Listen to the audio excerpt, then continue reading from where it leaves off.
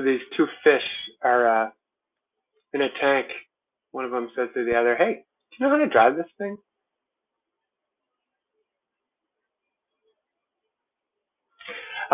Welcome to the narration. So this will be the simple one. We'll do it real quick. We'll say at the beginning it is it might feel like a relatively complex assignment, but really think of it this way. You're going to respond to prompts A through L, period. That's the assignment. So that's what you got to do. So anyway, it's about universal design for learning, and it's designed for us all to start the year with a common understanding about UDL, which is a mindset and a framework that we'll experience and use throughout the semester. You'll experience it as learners, and you'll use it as designers of learning. That might feel complex to start, but the assignment itself, but as I have said before, remember, when in doubt, focus on your learning, not on what he wants me to do when you're trying to figure out what each task asks you to do. And there's going to be two parts to the assignment. The first is about the overview of UDL, and that's prompts A through H.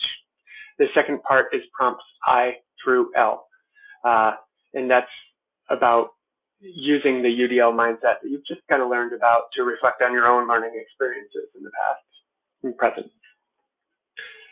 If you already got a good grasp of UDL, you'll still be able to engage with the prompts just at a more nuanced level.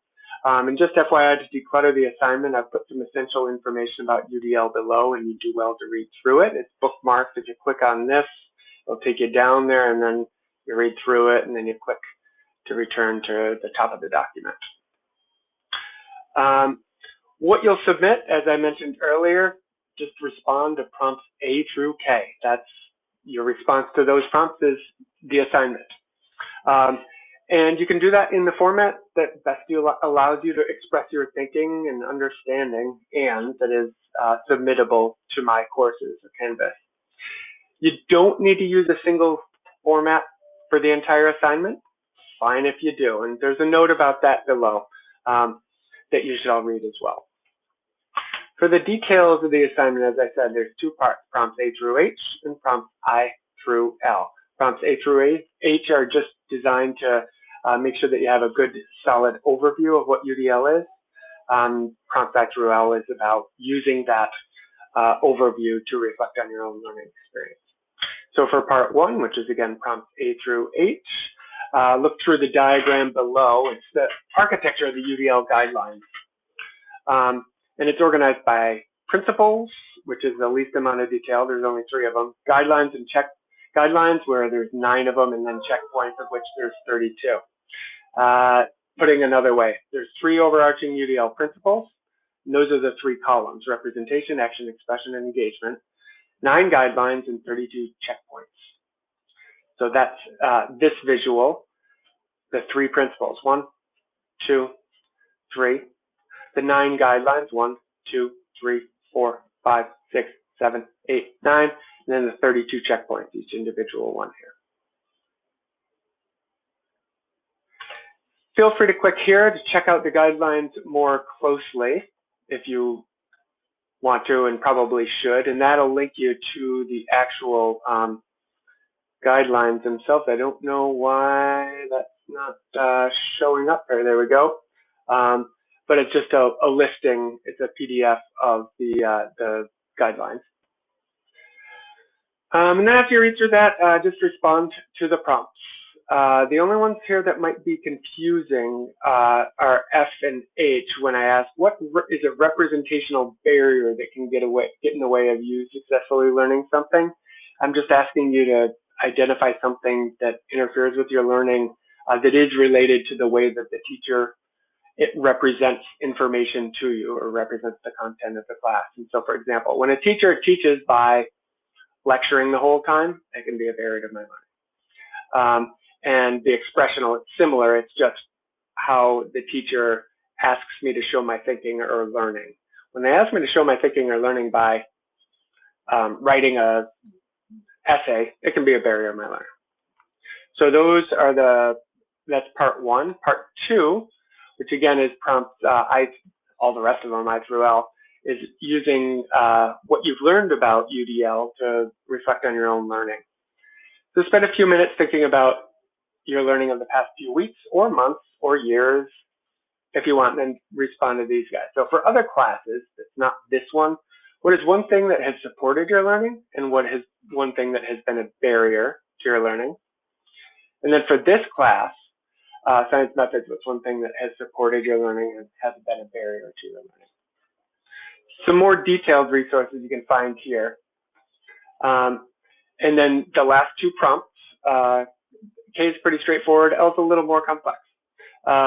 If you had a magic wand, you could change one thing about the way that all or most or many of your teachers design your learning experiences. What would it be and why? And which of the 32 checkpoints? So going back up here, which of these 1, 2, 3, 4, 5, 6, 7, 8, and blah, blah, blah, blah, blah, blah, kind of does it fit under? And then finally, the last one, and this is a whopper, but it's really not. Below, so right here, are links to different formats of the exact same information. So each of these three things has the exact same information, just differently. And they are the want to learns taken from your week 1 actually discussion. Remember you did a survey where, or I forget how you did it, but you stated 2 things that you hope to learn in this class. And I took everyone's and just plopped them into one of these 3 formats. And so for this prompt L, what you're going to do is you're going to choose the format, and you're going to organize each of these want to learns into the UDL principle you think it best fits into. So either engagement, representation, or action expression. Now, some are going to fit into any category, put those into the other category. Some will fit into several principles, like representation and action expression. Don't worry too much about getting the right category.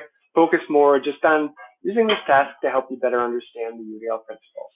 So I'm going to give you an example. Oh, and then there's, once you've organized them, 3 prompts to respond to. Choose one of the 3, oh wait, sorry. This is the initial task where you're choosing to organize, or you're choosing which of these 3 formats you're going to use to organize. This here is the prompt to do these 2 prompts to do afterwards. So first, what patterns or themes do you notice in the organization? And then what stands out to you or surprises you in kind of the way that the information looks once you've organized it? I'm going to show you one of the 3 examples just because it's probably the easiest visually, the Lucidchart visual map. So pop it up, and here's what you got. If you want to see it a little bigger, that's what you do. But essentially what you're going to do is you're going to, so here are the 4 categories. These are not organized into any category. They're just all 40-some want to learn. So for example, I want to learn how to teach science to my future students. So how to teach science to my future students.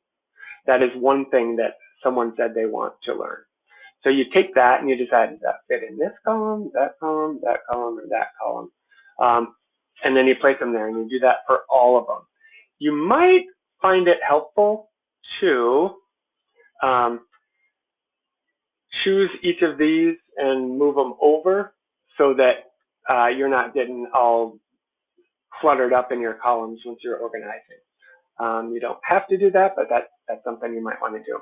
Additionally, if you want to do this method, you are going to have to both create an account in Lucidchart and make a copy. So, or duplicate is what it's called. So you click duplicate, give it a name, click OK, and then that's going to be in your Lucidchart list. I'm going to get rid of that though. So that's just one of the methods by which to do this. And if you have any questions, certainly shoot me a text or email, or of course there's the Monday night drop-ins. And I hope this is helpful, and we'll talk soon.